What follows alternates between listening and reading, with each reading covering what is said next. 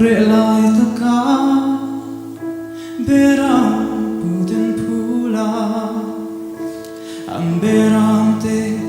ang về lại tất kỳ thuộc lệ khata và nàng anh về daron chân là Christa chu apiang ta tin la môi anh re chung nung bera patun ro bui berse lấy chung na long em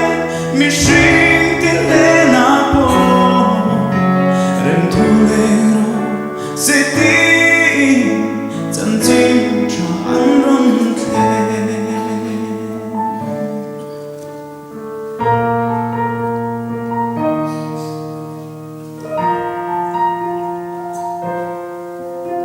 kỳ đi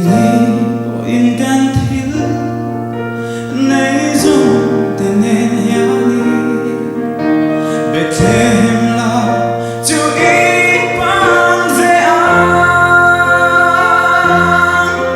cây mà đi lệ can thiếu này tên nào biết chú ý bé anh mình chân tâm tu làm Christa lâu biết lòng quý về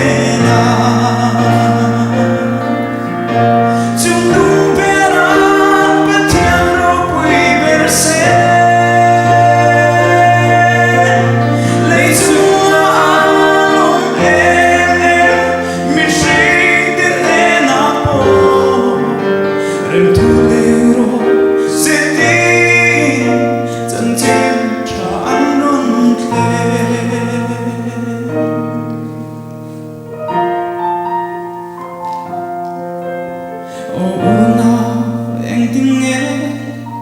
hết thì mắn đâu xua công gió nào